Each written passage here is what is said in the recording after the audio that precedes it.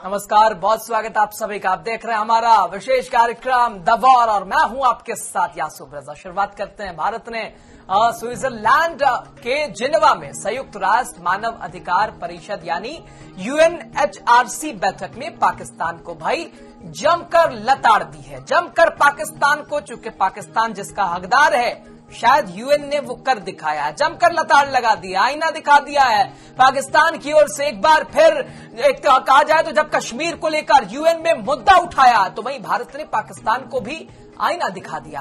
भारत ने गुरुवार को संयुक्त राष्ट्र मानव अधिकार परिषद यानी UN के 98वें सत्र के 7वीं बैठक में पाकिस्तान की तीखी आलोचना की और वही उसे एक विफल देश बता दिया जो खुद को चलाने के लिए अंतर्राष्ट्रीय सहायता पर निर्भर है। और वहीं जिनेवा में संयुक्त राष्ट्र में भारतीय राजनयिक दीक्षित त्यागी ने पाकिस्तानी नेतृत्व पर अपनी सेना के इशारे पर झूठ फैलाने का भी आरोप लगा दिया। और वहीं त्यागी की टिप्पणी पाकिस्तान एक तरह से पाकिस्तानी कानून मंत्री आजम नजीर तरार के जम्मू कश्मीर में मानव अधिकार उल्लंघन के आरोपों के जवाब में आई है। और दरअसल जिनेवा में अगर बात करें तो UNHRC की अगर हम बात करें तो वो 98वीं बैठक की 7वीं सत्र में अगर देखा जाए तो क्षितिज त्यागी ने कहा कि पाकिस्तान एक असफल देश है और ये खरी खोटी सुनाई है UN ने और खुद को चलाने के लिए अंतर्राष्ट्रीय सहायता पर निर्भर है पाकिस्तान। और फिर भी इतने हवा में क्यों रहता है पाकिस्तान,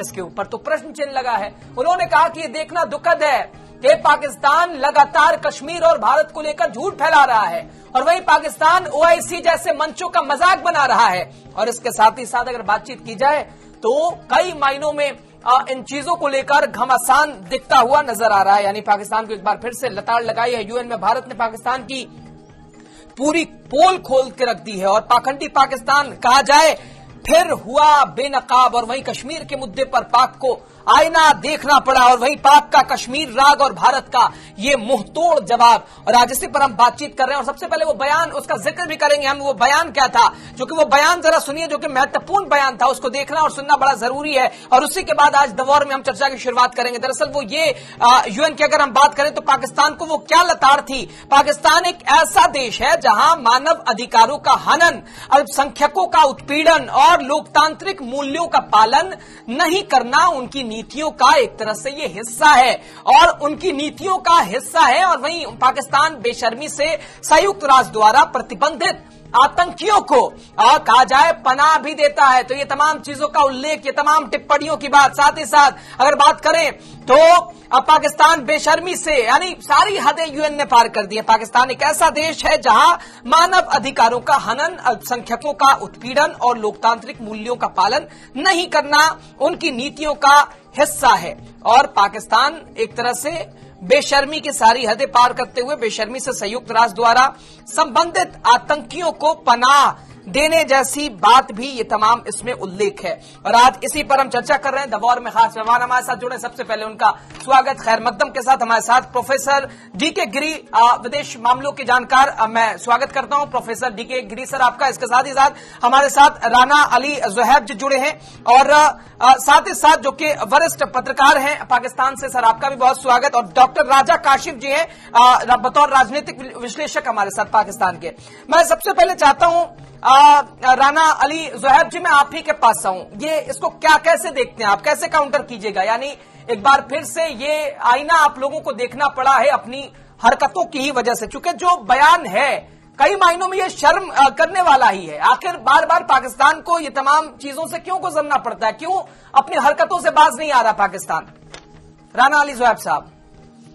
बहुत शुक्रिया आपका यासूब जी। मुझे आपके इंट्रो देख के एक टाइम पे तो ये लगा कि आप कोई एंकर या कोई जर्नलिस्ट तो बात नहीं कर रहा, ये तो कोई बीजेपी की हुकूमत का कोई तर्जमान जो है वो असेंबली में खड़ा होके इस तरह की बातें कर रहा है। क्योंकि हमने इस तरह की बढ़ के अक्सर आपकी वो चाहे लोकसभा हो या राज्यसभा हो वहां पे देखी है, टीवी चैनल्स पे तो ऐसी बढ़ के शोभा नहीं देती है। भारतीय पत्रकार होने के नाते थोड़ा सा, भारतीय पत्रकार होने के नाते हाँ, जब आप क्रॉस द बॉर्डर किसी भी कंट्री का जो रिप्रेजेंटेटिव है, चाहे वो जर्नलिस्ट है या कोई भी है, जब आप उसको एज अ गेस्ट बुलाते हैं तो उसके सामने नहीं, बिल्कुल अतिथि देवो भव, ये तो हमारी संस्कृति है सर, और उससे कहाँ हम पीछे हट रहे हैं। बहुत हृदय से आपका स्वागत भी हमने किया, बहुत हृदय से आपका खैर मकदम भी हमने किया, और नहीं सर, बिल्कुल आपका हृदय से हमने स्वागत किया। ये जो बयान है यूएन का, वो मैंने बस पढ़ के आपको सुनाया, बार बार क्यों झेलना पड़ता है? नहीं, यूएन का नहीं, आपने जो बयान पढ़ के सुनाया है, मुझे नहीं पता आपने क्या बयान पढ़ के सुनाया। एक तो पहली बात, मैं आपको देख नहीं पा रहा क्योंकि स्क्रीन शेयर नहीं है, मुझे सिर्फ आपकी आवाज आ रही है। दूसरी बात, देखिए, कश्मीर के मुद्दे पे बात हुई है तो आप भी ये बेहतर जानते हैं, सारी दुनिया ये जानती है कि कश्मीर का जो मामला है ये ना तो पाकिस्तान अकेले का इशू है, ना अकेले भारत का इशू है। ये यूनाइटेड नेशन की जो रेजोल्यूशन है, जो करारदाद है, उसके मुताबिक होना चाहिए। आपने वहां पे जो कब्जा कर रखा है, 10 लाख से ज्यादा फौज आपने वहां पे उतार रखी है, लोगों की जमीनों पर आप कब्जा करके बैठे हुए हैं। आप वहां पे आप हर तरफ ये मत सोचिए कि जो आप दिखा रहे हैं वही ठीक है, आप हकीकत वहां पे दिखाइए, क्या हकीकत है वहां पे। लोगों को आप जबरदस्ती उठा के गायब कर रहे हैं। आज की खबर, जिस टाइम पे मैं आपके सामने बैठा हूँ, श्रीनगर में मीरवाज उमर फरूक के जो ससुर हैं, उनकी मस्जिद में आपने जनाजा नहीं उनको पढ़ने दिया, और आप यहाँ पे बैठे बात कर रहे हैं कि पाकिस्तान को बचा दिया, ये कर दिया, वो कर दिया। ठीक है, PSA और UAPH के तहत आप लोगों को गिरफ्तार करके उनको एक दफा करते जा रहे हैं, खत्म करते जा रहे हैं, उसका कौन जिम्मेदार है? 966 कश्मीरियों को भारतीय फौज ने आज के दिन तक शहीद किया है, 5 अगस्त 2019 के बाद। उनका कौन जिम्मेदार है? आप जिम्मेदार हैं। तो लिहाजा ये बातें छोड़ दीजिए। आप राजौरी में क्या हो रहा है आज, एक बात और मैं आपको बता दूं कि कुरान पाक तकसीम करने पे आज की खबर है, ये मैं आपको दे देता हूँ, आपके पास नहीं होगी, कि श्रीनगर में 3 खवातीन को, जिन्होंने रमजान सर पे है, और जो लोगों को कुरान पाक जिन्होंने तकसीम कर रहे हैं, आपने उनको गिरफ्तार कर लिया। अरे राना अली ज़ुहैब साहब, आप दूसरी जगह तो बाद में देखिएगा। राना अली ज़ुहैब साहब, मैं बीच में आपको रोक रहा हूँ, अच्छा तो नहीं लग रहा राना अली ज़ुहैब साहब, लेकिन काश आप पारा चिनार भी जरा देख लेते, जहां आप ही के यहाँ शियों का कत्लेआम हो रहा है, वहां तो नजरें नहीं जा रही होंगी आपकी राना अली ज़ुहैब साहब। पारा चिनार का भी जिक्र कर लेते आप, आपसे अपना देश तो संभल नहीं रहा। मैं ये बिल्कुल नहीं कह रहा, मैं ये बिल्कुल नहीं कह रहा कि पारा चिनार में इस तरह के हालात नहीं है। मैं आपकी तरह ये नहीं कह रहा कि वहां पे सब कुछ ठीक है, वहां पे मामला खराब है, वहां पे जो सिविल इंतजामिया है उनका फेलियर है, ये हम एक्सेप्ट कर रहे हैं। लेकिन इसका मतलब ये नहीं है कि आप ये कहें कि जी श्रीनगर जम्मू कश्मीर में जो है वो दूध की नहरें जो है वो निकल आई हैं, आप फौज निकाले ना वहां से, आपको अंदाजा हो जाएगा कि आप कहाँ पे खड़े हैं। ठीक है, प्रोफेसर DK गिरीश सर भी हमारे साथ हैं, विदेश मामलों के जानकार। अच्छा ठीक है, तो राना अली ज़ुहैब साहब, यानी मिला जुला के अगर देखा जाए तो ये तमाम चीजें, और ये जो तमाम चीजें आपने भी देखी चुके, कश्मीर के मुद्दे पर लगातार आप लोग कहते रहे हैं, और आतंक से लगातार जुड़ाव भी रहा है, तो ये टिप्पणी करनी पड़ी, और आतंक से लगातार घिरे होने की ये बड़ी वजह क्या है, जरा इसके ऊपर भी रोशनी डालिएगा राणा साहब। किसके आतंक, क्या आपका मैं क्वेश्चन नहीं समझ पाया जरा। नहीं, राना अली ज़ुहैब साहब, लगातार आतंक और आतंकियों के बीच बचाव, घेराव, हमले, और इसके इर्द गिर्द आखिर पाकिस्तान क्यों रहता है, और निर्भर अगर बात की जाए तो कहाँ निर्भर है, ये आप भी जानते हैं, ये बताने की तो शायद जरूरत है नहीं राणा साहब। ये आप पाकिस्तान के इंटरनल पाकिस्तान की बात कर रहे हैं या कश्मीर, जम्मू कश्मीर की बात कर रहे हैं? नहीं, मैं आपके पाकिस्तान की बात कर रहा हूँ साहब। हाँ, मैं उसका जवाब दे देता हूँ। जिस तरफ आपका इशारा है ना, बलोचिस्तान और KPK की तरफ, देखें KPK में जो भी दहशतगर्दी हो रही है वो TTP की वजह से हो रही है। अब TTP को सपोर्ट कौन कर रहा है? TTP को सपोर्ट कर रहे हैं अफगानिस्तान में भारतीय जो कॉन्सुलेट है वहां पे, उसके अगर आप कहेंगे तो मैं आपको सबूत भी दे दूंगा, आपके प्रोड्यूसर को भेज दूंगा, ठीक है ना। आपकी जो RAW है, रॉ है, जो आपकी गवर्नमेंट है, वो अफगानिस्तान की जमीन को इस्तेमाल कर रही है TTP को ट्रेन करने के लिए, उनको वो सहूलत फराहम करने के लिए, उनको हथियार फराहम करने के लिए, उनको फंडिंग करने के लिए, ताकि वो KPK में पाकिस्तान की हदूद में आके वहां पे दहशतगर्दी करें। अब आ जाए दूसरी तरफ, आप BLA की बात करेंगे, बलोचिस्तान की तरफ आपका इशारा है, तो मुझे ये बताएं, मुझे ये आपको बताने की जरूरत नहीं है। इंटरनेशनल एजेंसीज जो है, इंटरनेशनल ह्यूमन राइट्स वॉच की जो कमीशन की रिपोर्ट्स हैं, वो ये कह रही हैं कि BLA को जितनी फंडिंग हो रही है वो भारत कर रहा है, BLA को जितनी टेरर सपोर्ट मिल रही है वो इंडिया की तरफ से मिल रही है। तो भाईजान आप ये देखें कि आप जब दोनों तरफ से फंडिंग बंद करें ना, आप उनको सपोर्ट करना बंद करें, आप उनको पाकिस्तान के खिलाफ इस्तेमाल करना बंद करें। सियालकोट में 2 शहरियों का कत्ल हुआ, जिसको सपोर्ट और जिसकी जुबारी आप लोगों ने दी। तो आप तो हमारे पाकिस्तान के अंदर कोई ऐसा मौका, कोई शहर छोड़ना ही नहीं चाह रहे हैं, और फिर टीवी पे बैठ के तो इस तरह का राग अलापना, इस तरह की बातें करना कि जी दहशतगर्दी हो रही है, ये हो रहा है, वो हो रहा है। तो ये चीजें जो है ना, ये जो भी पाकिस्तान में हो रहा है, ये आपकी वजह से हो रहा है। ये आप लोग फंड कर रहे हैं, ये आप लोग उनको प्यार भी फराहम कर रहे हैं। तो ये बंद कीजिए तो हर तरफ सुकून हो जाएगा। लेकिन हमारी पाक अफवाज और हमारे जो अदारे हैं वो ठीक ठाक लड़ रहे हैं, वो फिर ढूंढ के निकाल रहे हैं। UNHRC की जो 58वीं बैठक के 7वें सत्र में जो त्यागी जी ने कहा कि पाकिस्तान एक असफल देश है, वो खुद को चलाने के लिए अंतर्राष्ट्रीय सहायता पर निर्भर है, और उन्होंने ये भी कहा कि ये देखना दुखद है कि पाकिस्तान लगातार कश्मीर और भारत को लेकर झूठ भी फैला रहा है। तो इससे क्या इत्तेफाक रखते हैं आप? मैंने आपको आज के दिन की 3 खबरें ऐसी दे दी हैं जिनको आप झूठ कह सकते हैं। ठीक है, नहीं राजा काशिफ जी को भी अभी हमें सुनना है ना। ठीक है, अभी राना अली ज़ुहैब साहब, अभी तो हमने आपको सुना, अभी राजा काशिफ साहब को भी सुनना है हम लोगों को। हमारे साथ प्रोफेसर डीके गिरी सर भी हैं, विदेश मामलों के जानकार। सर आपका भी बहुत स्वागत। प्रोफेसर डीके गिरी सर, तमाम बातें आपने सुनी राना अली ज़ुहैब जी की, उसका भी जवाब दीजिएगा। और जिस तरह से कश्मीर के मुद्दे पर पाकिस्तान को ये आईना दिखाया है यूएन ने, कैसे इसको देखते हैं, और पाकिस्तान का लगातार कश्मीर राग, और ये कहा जाए ये भारत का मुंहतोड़ जवाब। मुझे पूछ रहे हैं आप? जी सर, जी जी, धन्यवाद। प्रोफेसर डीके गिरी सर, मैं तो एक स्टूडेंट हूँ इंटरनेशनल पॉलिटिक्स का, मैं नॉर्म्स के हिसाब से बात करूंगा। और जो राना अली ज़ुहैब साहब, ये उनका मैं बैकग्राउंड नहीं जानता हूँ भाई साहब, वो जिस तरह से रुख से कह रहे हैं, थोड़ा सा कुछ जानकारी लेना चाहिए। यूनाइटेड नेशंस के उन्होंने बात, राना अली ज़ुहैब साहब वरिष्ठ पत्रकार हैं पाकिस्तान से। ठीक है, तो पत्रकार मैं उनको थोड़ा बता दूं इंटरनेशनल पॉलिटिक्स कैसे चलती है। यूनाइटेड नेशंस को जो है, हम ये मसला को लेके गए थे ना, पाकिस्तान लेके गया था, हम लेके गए थे। एक उसके बाद दूसरी बात, जो शिमला एग्रीमेंट हुआ था उसको भूल गए। शिमला एग्रीमेंट में उसको, जिसने शिमला एग्रीमेंट साइन किया था उनको उन्होंने फांसी में चढ़ा दिया, भुट्टो। उन्होंने ये, उसमें शिमला एग्रीमेंट में ये हुआ था कि ये मसला जो आपस में 2 कंट्री मिलकर करेंगे बायलैटरली, ये किसी इंटरनेशनल फोरम में नहीं उठाया जाएगा, लेकिन पाकिस्तान लगातार उठाया जा रहा है। दूसरी बात, हम कश्मीर की हम भी बात कर रहे हैं, हम पीओके की बात करते हैं, पीओके हमारा हिस्सा है, हम भी डिमांड करते हैं पीओके को। ये डिस्प्यूटेड पीओके भी है। हमारा मिस्टेक हो गया, नेहरू जी का वो आइडियलिस्ट थे, खुद यूनाइटेड नेशंस में गए, हम तो कहते हैं ये मिस्टेक है। जैसे हमारा आर्मी उसको खदेड़ रहे थे, जो ये पाकिस्तान मिलिट्री बैक ट्राइबल्स थे, उनको थोड़ा क्लियर कर देते ना, पीओके रहता ना, ये पाकिस्तान ये कश्मीर का मुद्दा उठाते। नेहरू के आइडियलिज्म का थोड़ा मिस्टेक को हम भुगत रहे हैं, लेकिन हम चाहते हैं कि कश्मीर एक हो, पीओके भी कश्मीर से जोड़ जाए, और ये हमारा हिस्सा तो रहेगा ही। तो आप किसी कंट्री का इंटरनल मैटर्स में कैसे आप इतना दखल, इतना बयानबाजी करेंगे? हम आपका बलूचिस्तान की बात नहीं उठाते, केबी के डिस्ट्रिक्ट की बात फोरम, किसी इंटरनेशनल फोरम में नहीं उठाते, कभी पाकिस्तान का अंदरूनी मामला कभी नहीं उठाते हम लोग। है जी, पाकिस्तान को अपने इमरान खान को कैसे जेल में डाल दिया और इतने लोगों को फांसी में चढ़ा दिया, हम तो कभी नहीं कहते। आपका डेमोक्रेसी, आपको मुबारक। हम तो चाहते हैं आपसी भाईचारा बनी रहे, मैत्री बनी रहे, हम एक देश थे। लेकिन पाकिस्तान यही सोचता है कि मैं पाकिस्तान गया हूँ, मैं United nation human rights commission में भी गया हूँ, जाके मैं भाषण दिया है, लेकिन पाकिस्तान भी गया।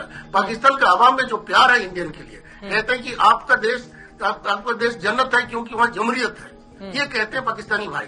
ठीक है जी, मैं पाकिस्तान में एक सूट खरीदा, मैंने उसको पैसा दिया, कहता नहीं भाई आप हिंदुस्तान से आए हो, हम आपसे पैसा नहीं लेंगे, ये दुकानदार ने कहा। लेकिन पाकिस्तान आर्मी आपका पॉलिटिक्स चलाएगा तो आवाम को आप डेमोक्रेसी को चलाएंगे नहीं। पाकिस्तान आर्मी अपना जेबें भरेगा और टेररिज्म को फैला के उससे पैसा बनाएगा, देश चलाएगा, देश कैसे चलेगा? हम तो पाकिस्तान को अपना भाई मानते हैं, हम कभी दुश्मन नहीं मानते उसको। अभी भी हम संवाद करना चाहते हैं और नॉर्मल सामान्य रिश्ता बनी रहे। मैं बता रहा हूँ ना, मुझे जो ट्रीटमेंट मिला पाकिस्तान में शायद अपना देश में मुझे ना मिले।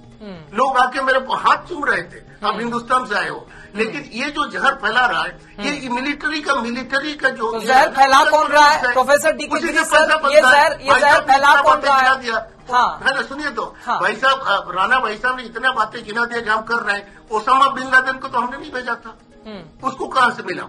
तो ये आपका मिलिट्री, आपका प्रॉब्लम है भाई साहब, आप समझो। अब मिलिट्री का शासन में हो, डेमोक्रेसी, अगर जेन्युइन डेमोक्रेसी आपके यहाँ हो, लोग कहते हैं हमारे जो सूट बूट वाला जो डेमोक्रेसी, आपकी एलीट डेमोक्रेसी है ना, उसको खत्म करिए। लोग इतने अच्छे हैं, आपसे इतना मोहब्बत है, बाहर जो मिलते हैं हमें नहीं लगता हम पाकिस्तानी से मिल रहे हैं, लगता है कि वो अपने भाई से मिल रहे हैं। लेकिन ये आप अपना प्रॉब्लम समझिए, ये आपका मिलिट्री का प्रॉब्लम है, उनका करप्ट जो मिलिट्री आपका है। जहां डेमोक्रेसी अगर हो, लोगों का, आवाम का अगर कोई वॉइस सुनता है तो उसमें अमन की बात होगी, भाईचारा की बात है। मिलिट्री तो अपना उसी से जेबें भरता है, सारे करप्ट ऑफिसर्स हैं, टेररिस्ट फंड लेके उसी से उनका घर चलता है। आप इस चीज को क्यों नहीं समझ रहे हैं? ठीक है ना? तो इंडिया के खिलाफ करके कहां तक आप अपना देश चलाएंगे? हर जगह कश्मीर कश्मीर कश्मीर। हम भी तो पीओके की बात कर रहे हैं, ठीक है ना? हम कभी क्लेम नहीं किया, लेकिन पीओके हमारा जो मौजूदा पार्टी है तो क्लेम कर रहा है, खुलेआम बोला कि हम पीओके भी लेके रहेंगे। आपने वो चाइना को दे दिया। अपना पॉलिटिक्स अपने संभालना चाहिए भाई साहब, अब हम सफर ना करें कहीं भी, ठीक है ना? ये इस तरह का घृणा और ये फैला के उससे किसी का भला ही नहीं होगा। ठीक है प्रोफेसर डी के गिरी सर, कराइए अभी। डॉक्टर राजा काशिफ सर भी हमारे साथ जुड़ रहे हैं, पाकिस्तान से बतौर राजनीतिक विश्लेषक हैं, उन्हीं का रुख कर लेते हैं। डॉक्टर राजा काशिफ सर के पास मैं जाना चाह रहा हूं। प्रोफेसर डॉक्टर काशिफ रजा सर, इत्तेफाक रखते हैं क्या प्रोफेसर डी के गिरी सर की बात का? कितना इत्तेफाक रखते हैं? कहां दिक्कत आ रही है? अनबन कहां से शुरू हो रही है? भारत हमेशा प्यार की ओर, प्यार का हाथ लगातार बढ़ाता है, लेकिन ये बीच में जहर कौन घोल रहा है, इसके ऊपर भी रोशनी डालिएगा। यूएन का ये जो बयान है इसके ऊपर भी प्रकाश डालिएगा, और अंतर्राष्ट्रीय मंचों पर पाकिस्तान क्या दुरुपयोग कर रहा है और भारत विरोधी बयानबाजी लगातार कर रहा है, इसके ऊपर भी बोलिएगा। और जबकि घरेलू संकटों को दूर करने के बजाय इन तमाम चीजों पर जिक्र करना क्या कितना सही मानते हैं? रजा काशिफ सर। बहुत शुक्रिया। बुनियादी बात यह है कि देखें, जनीवा बहुत खूबसूरत सी जगह है, हाँ। अगर कहा जाए, और लेकिन मसला यह है, त्यागी हो या कोई भी हो, जो तय हुआ था यूनाइटेड नेशन में जाके इंडिया ही गया था, उन्होंने ये तय किया कि यहाँ रेफरेंडम भी हम करेंगे, सब कुछ करेंगे, लेकिन ऐसा कुछ भी नहीं हुआ। अब वहां पे परमानेंट इंडियंस बैठे हुए हैं, इंडिया मौजूद है, लेके भी वो गया है। तो मेरे ख्याल में जनीवा में बैठ के वो लिप सर्विस कहते हैं वो करने के बजाय बड़ा अच्छा लगेगा जब इसका कोई शेड्यूल इंडिया बनाने पे तय करेगा कि भाई हम एग्री करते हैं, आप करा लें रेफरेंडम, पाकिस्तान या इंडिया जिसके साथ जाना लोग चाहें चले जाएं। यही यूनाइटेड नेशन की रेजोल्यूशंस हैं। अब मसला उसमें बहुत सारी और गंभीरताएं हैं। मसला ये कि पाकिस्तान और इंडिया में इस मामले में तो किसी जगह पे इत्तेफाक होना चाहिए ना, और जो उसमें बहुत सारी बातें की गई कि वहां से फौजें निकल जाएंगी और बहुत सारी ऐसी चीजें होंगी जो अभी बैठे हुए गिरी साहब सोच रहे होंगे। इत्तेफाक से वो चीजें, मैं टेक्निकल चीजों को थोड़ा सा समझता भी हूँ। बात यह कि वो सब चीजें भी हो सकती हैं, लेकिन वो सब चीजें उस वक्त होंगी जब दोनों मुल्क बैठ के ये तय करेंगे कि रेफरेंडम कराना है, कश्मीर के हवाले से पॉजिटिव चीजें करनी है। लेकिन ये कैसे होगा जब 370 खत्म कर दी जाएगी और इंडिया में कोई भी बंदा आके जमीन खरीद सकता है, जबकि इंडिया की अपनी पेश की हुई रेजोल्यूशन है, करारदाद है यूनाइटेड नेशन में कि हम इलेक्शन कराएंगे, रेफरेंडम कराएंगे। तो रेफरेंडम तो देखिए आप तब कराएंगे ना जब आप 370 खत्म नहीं करेंगे, आप रेफरेंडम देखिए। रेफरेंडम के बाद जो वहां की गवर्नमेंट आती वो ये सब तय करेगी ना। पाकिस्तान ने तो 370 खत्म नहीं किया, या पाकिस्तान ने तो नहीं कहा कि कोई भी आके जमीन खरीद दे, मैं कश्मीरी नहीं हूं तो मैं कश्मीर में जमीन नहीं ले सकता। तो भारत में जो बीजेपी गवर्नमेंट ने ये कदम उठाया है ये टेक्निकली बहुत गलत, और निंदा अगर करनी है तो गिरी साहब तो उसकी करें कि बीजेपी पे बात करें कि बीजेपी ये क्यों नहीं कर रही। देखिए, कांग्रेस और बीजेपी की अंदर की जंग है, भारत की ये इंटरनल पॉलिटिक्स है कि वो ये आपस में इश्यूज क्रिएट करते हैं और उसका रिजल्ट भी कोई नहीं निकालते, और खूबसूरत तकरीरें करने में, स्पीचेस करने में और एक्शन में, action speaks louder than word. तो जब एक्शन बोलते हैं, एक्शन क्या है मुझे बताएं? एक्शन नहीं हो रहा है, वर्ड्स बोल रहे हैं कि जी त्यागी साहब ने कह दिया, पाकिस्तान से तारड़ साहब ने कह दिया, ये सब बातें मुझे लगता है ऑन ग्राउंड इनका कश्मीरियों को कोई फायदा नहीं। हाँ नहीं, ये जो यूएन में पाकिस्तान को जो एक लताड़, ये यूएन में जो पाकिस्तान इसका जो है, इसके ऊपर भी जरा बोलिएगा साहब, जो कि साफ तौर पर जो पाकिस्तान का जिक्र यूएन में किया कि पाकिस्तान एक ऐसा देश है जहां मानव अधिकारों का हनन, अल्पसंख्यकों का उत्पीड़न और लोकतांत्रिक मूल्यों का पालन नहीं करना उनकी नीतियों का एक तरह से हिस्सा है। और पाकिस्तान बेशर्मी से जो है वो संयुक्त राष्ट्र द्वारा एक तरह से कहा जा सकता है कि प्रतिबंधित आतंकियों को जो है पनाह देने की भी जो बात है, तो ये यूएन में पाकिस्तान को जो ये लताड़ है, इसको भी कैसे काउंटर करना चाहेंगे राजा काशिफ साहब? अच्छा देखिए, जो ये लफ्ज है बेशर्मी के साथ, हाँ। ये यूनाइटेड नेशन में बैठ के ऐसी लैंग्वेज इस्तेमाल करना, हाँ। ऐसे शख्स के लिए मेरे ख्याल में इंडिया को चाहिए इसकी निंदा करें। लफ्ज बेशर्मी जो शख्स यूज कर रहा है, या ऐसी लैंग्वेज जो पार्लियामेंटेरियन लैंग्वेज भी नहीं है, पढ़े लिखे लोगों की लैंग्वेज भी नहीं है, जो यूनाइटेड नेशन की जो एक डेकोरम होता है वहां की ये लैंग्वेज भी नहीं है। प्रोफेसर डीके गिरीसर, क्या ये इसका सपोर्ट करना चाहिए क्या? ये अच्छा ठीक है, कंप्लीट कर लीजिए। हाँ, कंप्लीट कर लीजिए, ठीक है। इंडिया को चाहिए कि फौरी तौर पे जो ये त्यागी हैं, बेसिकली तो त्यागी भी तो आप देखें ना ब्राह्मण होते हैं, और ब्राह्मणों ने हमेशा ही जुल्म सितम किए हैं आम जनता पे। देख लें, किसी को शुद्र कह दिया, किसी को कुछ कह दिया, जो ये दलितों के साथ ज्यादतियां भारत में क्या नहीं होती नहीं, ये सब कौन करता है? ये ब्राह्मण करते हैं। तो अब मसला ये कि त्यागी भी मेरे ख्याल में ब्राह्मण नहीं है, अगर मैं गलत नहीं हूं। तो ये ब्राह्मण ने क्या समझ रखा है कि पाकिस्तान है, यूनाइटेड नेशन को कोई मंदिर समझ रखा है, जहां जो उसको दो दिन चाहे बोलोगे। ये सबसे पहले तो ब्राह्मणों को वापस मंदिरों में भेजे भाई, इनका क्या काम है? ये जगहों पे जाते हैं, जज बने हुए दुनिया के अंदर ब्यूरोक्रेसी में बैठे, इन सबको इनकी जगहों पे भेजें, मंदिरों में जाके पूजा पाठ करें, लोगों से वो जो प्रसाद लें, ये वो चीजें करें। एवरी टाइम जाया कर रहे हैं, और लैंग्वेज देखेंगे शर्म की है और ऐसी बातें। ये कौन सी लैंग्वेज है? आखिर क्यों करना पड़ा? जरा इसके ऊपर भी क्या विश्लेषण जरूरी नहीं है क्या राजा काशिफ सर? आखिर क्यों कहना पड़ा? इसके ऊपर क्या विश्लेषण की आवश्यकता नहीं है क्या कि आखिर क्यों कहना पड़ा? आप ये देखें, आप तुलना किससे कर रहे हैं, मुझे ये बताएं। तुलना आप करें किसी कोई लैंग्वेज हो, आप मुझसे कह रहे हैं कि मैं ऐसे पे मैं बात कर रहा हूँ, ऐसे पे एनालिसिस ऐसे शख्स की लैंग्वेज में दूं जो कहीं बेशरम लफ्ज इस्तेमाल कर रहा है। ये कोई गाना है इंडिया का के वो बेशरम भी गाना था, क्या था? इस तरह के कोई गाना है, इससे बेहतर कुछ चाहिए। ये फिल्म इंडस्ट्री के लिए कोई स्क्रिप्ट लिखे हैं, ये फिल्म लिखने वाले लोग जाके बैठ जाते हैं यूनाइटेड नेशन में और बातें करते हैं, इनको वो लैंग्वेज ही नहीं आती। प्रोफेसर डीके गिरी सर कितना सेटिस्फाइड है काशिफ राजा काशिफ सर की बात से? कितना सेटिस्फाइड है प्रोफेसर डीके गिरी सर? नहीं, डॉक्टर राजा काशिफ साहब के साथ बातों में तो मैं आश्चर्य हूँ और दुखी भी हूँ। उनका टाइटल में एक डॉक्टर लगा हुआ है, लेकिन उन्होंने जो त्यागी जी को कहा है कि ब्राह्मण बोल रहा है, ये बड़ा दुखद स्थिति है। वो ब्राह्मण नहीं है, भारत का डिप्लोमेट है। डिप्लोमेट, ये भारत का राजदूत है, ना वो ब्राह्मण है ना जादव है ना, एक डिप्लोमेट बोल रहा है। हमारे देश में हम उस हिसाब से जाति को नहीं देखते हैं, ठीक है जी। जो उसको जिस ओहदा में है उसी को रिप्रेजेंट कर रहा है पूरा इंडिया को, ठीक है जी। हम लोग को जातिवाद जैसे इस तरह के बेतुकी नासमझ की बात भाई साहब ने की, मुझे दुख हुआ।